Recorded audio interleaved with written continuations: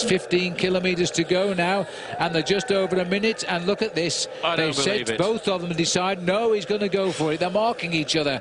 This is a bit silly, really, because we're only talking of a point or so. That is an amateur move, Phil. I do not like to see a move like that. Jan Kirsipuu said, well, those two boys, they can mess about if they want, but I want to survive. I'm not going to play these kind of games, and he's gone up the road, which is amazing because he's not normally a sprinter, a climber. There's only 3 points for the mountain. They will get nothing, these two, now, because the three have gone up the road, which means, in fact, that Karsten Kroon, by our calculation, will be the new leader, equal on points with this rider here, Stéphane Ogier. Really not worth bothering about, but then again, they both want to wear the polka dot jersey, and Kroon, I think, has got it all worked out. Girosa has cracked here on the attack by the other two as well. They'll be caught now, and there'll be two out front shortly. Well, you know, the amazing thing about this breakaway is it's splitting up on this climb, but if we just put it all into perspective, Phil, not one of the men in this early morning breakaway of 5 was in any way dangerous at all to the supremacy of Lance Armstrong in the overall yellow jersey race. Kirsipuu is getting dropped off the back.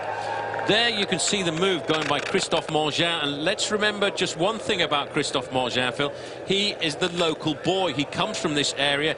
The town that he comes from was, in fact, just a couple of kilometres ago, the little town of Villers-le-Sec, which we went through 10 kilometres ago, was the hometown of Christophe Mangin, and that might just be the necessary push for him to stay away to the finish. He's won one stage of the Tour before. He knows what it's like, and this is a big move now for the French. Goodness me, they could do with the result just to put them back on the board here. He's a long way behind overall, sitting at 142nd. He's not thinking of the 5-minute deficit on Armstrong. He's thinking of first prize down in the finish, and to win in Nancy is a big result, especially for a French rider. Well, they messed it up, and then this man got away. Kirsipuu couldn't control him. It's up to him now to go or be caught. Well, you know, this is probably a climb that he has done on training many times throughout his career. He will know this climb to absolute perfection. He's the only rider in that leading group of 5 who knows exactly where the summit is. He knows how the road unfolds, and this is rather shocking, Phil, because the former French national champion, Thomas Voeckler, is getting popped out of the back of the race. Well, that's the infighting. That's up to them. This man said that he was having none of it. He's made his move. It's been forced on him. He's now going to have about 13 kilometres to dive down to the finish. Rhodes, as Paul has said, he knows probably is better than anybody else in the Tour de France today. And these people will cheer him on. As you can see, the camper vans are out, so they're not local people. They're enjoying the holidays here, not far away from the beautiful Moselle Valley. Well, I'm not sure about enjoying the holidays because the weather's not all that great, but they are enjoying the Tour de France. That is an absolute certainty. Christophe Mangin is not too far away from the summit of the climb right now, and he will hope to get a time check of around about the 1-minute mark. He knows there are 14 kilometres to go to the finish. He's going to have to find some very special local power, I think, Phil, if he wants to survive. But that local knowledge just might push him to the win. Well, he hasn't won a race for 2 years and 4 months. The last time he won was in France, in Cholet, in a race called the Tour de Loire. And now he's going to try and make it on his home doorstep. Kirsipuu will be rather upset here, but even so, he's still in with a chance. The main field is only 40 seconds behind Christophe Mangin. They have halved the gap in the 3 kilometres of the climb. It's going to be very difficult now. The organisation, this is Bobby J. Bobby Julich is on the front here with Jens Voigt in 3rd position. They are whipping up the pace. They're going to try and pull it all back together. Maybe on a day like this, they're thinking about the possibility of a win for Giovanni Lombardi. Just there, Georgi Hincapie, pilot fish, lieutenant, whatever you want to call him, is looking after the boss, Armstrong. It looks as though Lance Armstrong is going to be happy in the yellow, because it shouldn't be a change in the overall, because although there's a split, the men that count are in it. There's the almost traditional handshake here from Girosa in his first Tour de France. Though he's been a pro since '99, there's a man in his 12th tour with him, but he's never finished one of them. But he usually takes a stage win. He's looking really fed up now, is Jan Kirsipuu. He's tried and it didn't work. Axel Merckx there in 2nd place. Bobby Julich over to the right-hand side in 3rd place. Jens Voigt. Don't discount Jens Voigt in the sprint, because this man can time trial, he can climb, and he can sprint as well. Move going over on the left. That's Liquigas trying to see if they can surprise the sprinters. It's Dario Cioni. It's Dario Cioni. Well, it doesn't look like it, does it? The way he screwed up his face in agony here. Well, we got very much used to him over the years in the white jersey of Team Fassa Bortolo. This man is a rider who came to the sport of road racing very much from being a top mountain biker. Again, you see the quick look under his arm there, the look under his elbow of Christophe Mangin to see whether or not he could yet see the main field. He's going to give it everything. He could create the big surprise here. There's confirmation of Dario Cioni's position as he charges away. He's caught halfway across the gap. Now, this might be the big surprise of the day. Well, there's a rider punctured at the back. How unlucky is that? It's Neil Balier's team, but I can't get his name or number at the moment in the shouting on the radio, but that's really bad luck. He won't get back into the pack today. Let's hope it's not Valverde. It's not the time to lose time as they come down this hill. Look at the back of the picture. See the split in the bunch. That bunch is split again here on the running. They'll get a separate time. This is why you ride at the front today. Otherwise, you could lose time. Cioni now still trying to catch up with Mangin. But you know, Mangin, oh, there they are. This is such an incredible chase by the bunch. He is going to come up now to the last couple of kilometres, and he's going to still hold a very, very slight lead. These long kilometres right now will not be good for Christophe Mangin because the main field will be able to judge the distance they are behind him. But it seems as if there is no organisation now by the sprinters. It's all over. And this is Alexander Vinokourov is going for it. That's a crafty little move by a man who could win the Tour de France. He's tried to liven it all up here for the T-Mobile squad. Remember, they're going home in the next couple of days. They're a German-sponsored team at 1.3 miles to go. We are now at 2 kilometres from the finish. Vinokourov has taken it up. And he's still got 10 seconds lead. You can see the darkness in the back there. That is the main field. They're charging through the streets of Nancy. They're less than 50 metres. And Alexander Vinokourov, Phil, is getting himself halfway across the gap. I'm not sure who he's trying to lead out for T-Mobile. But there, it is in. He's got the gap. He's got the gap over the front end of the main field. Clever rider. Oh, well, this is such a typical move by Vinokourov. Looking from the helicopter now, the first picture there we can see he's going to hit the kilometre probably ahead, and then Vinokourov is going to join in. There's more help on the way.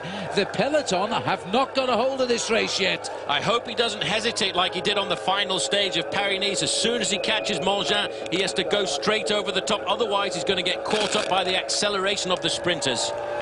Well, somewhere above us, we will see 1 kilometre to go. Christophe Mangin has seen the 2 riders catch him now. He will have to take a deep breath and try and work with them. There's the kilometre kite. There are now 3 riders. What a dramatic finish this is. Oh, and he's gone. He's overshot. Vinokourov skids and misses him. There's another crash, a massive pile-up on that bend, and that is going to give the victory to the breakaway. They just lost their concentration here. But it looks as though Armstrong again on the late crash has gone through on the inside with all the skills. I'm trying to nail this rider, Paul, but it looks like a rider. Is it from Fassa Bortolo? It is. It's not Fabien Cancellara, I don't think, but it's a big rider. It could be Kim Kirken. This of Luxembourg is clear. We pull back from the shadows of the arch on Stanislav Square, and now and there is Robbie McEwen. He's down, picking up the bits, and there is the fallen Christophe Mangin. What the way to end the day here. As we need to cut back to the beginning here. He looks okay, a little bit stunned. Gerard Port, the doctor, is there as well. This rider, whoever he is about to win the stage. Vinokourov skidded, missed the crash, and is coming again. The champion of Kazakhstan, and the legs on that big man, I've got a feeling it might be Kim Kirken. That's who we're going for. He has got the victory on the line. It's not Kim Kirken, but he's got the victory on the line, and Vinokourov gets a second, and the rider who's won is Lorenzo Bernucci of Italy. Well, that was an unbelievably timed move by Bernucci coming across there. It really was an incredible move as well. There is Lance Armstrong, but I think, Phil, if we look back at the results, the referees will give everybody there the same time. Armstrong in that group, not showing any emotion at all on his face. That crash was well inside the last kilometre of racing, well inside the last 3 kilometres of racing. So I feel sure that the judges will give everybody here the same time. Very sad, though, for Christophe Mangin to come down so close to the finish. Yeah. And the 2 sprinters, too, involved, Robbie McEwen and Bonan. They both crashed. They're shaking heads. They're talking to each other. The man who has won has never won a race in his life, but don't take it. I don't mean that he didn't deserve it. He most certainly did. He took his chance. He was already clear when the crashes happened. He had great skill to go round the falling Mangin. And Lorenzo Bernucci there wins the day. and that is a huge result for him. But the sprinters sit here and chat on the ride in. There's no hurry home, where because of where they fell, they were with the leaders. They will be given the time of the main field, so they're not really worried about time, but they'll be fed up with the fact that they have not had chance to take part in the stage sprint. Well, Phil, the winner of the stage, Lorenzo Bernucci, has been a professional since 2002. He's always ridden for that very small team, the Landbau Credit team, which is a team which saw the development of Jaroslav Popovic. But this year he came across to Fassa Bortolo, and it seems to have been to pretty good effect, because he's got himself his first participation in the Tour de France and his first victory as well. Well, you need a little bit of help sometimes to get a kick-start, and he's had it today. These are the rides. That's Freddy Rodriguez on the left, another sprinter on McEwen's team, the American. See, they all fell down massive, and there is Jan Kurtz, but I think he went as well, the way he's flexing his shoulders. That was a huge pile-up, because once one went, there was nowhere they could stop, because the brakes weren't checking the bicycle. They were not at all, and everybody was completely and utterly on the rivet. There, I think, is Mongin coming in, and what a brave performance by that man. Ma è un grande giorno. Speriamo di risvegliarmi il prima possibile da questo sogno che è per me, perché la prima vittoria al Tour, al primo Tour, è una cosa incredibile. Didn't hurt too bad. It's wet, you just slide, but it's bitterly disappointing. We had Christoph, who's, it's his hometown here, and he was been off the front all day. He was looking strong near the end, and then Brad and I were positioned just behind, ready to do the sprint if he got caught, and all three of us fell off.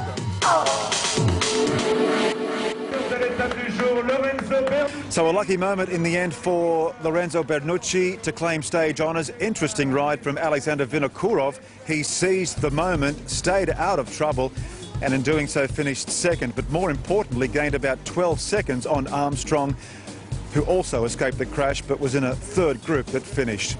Thor Hushovd was the only benefactor for the green jersey, and by finishing fifth today, he accumulated some valuable points on his rivals, which include Tom Bonen, Stuart O'Grady and Robbie McEwen. Thor Hushovd now in second place. And the lucky escape keeps Armstrong on top of the general classification. No change in the top order apart from third place. Alexander Vinokourov moves into third place, just over 1 minute from the lead.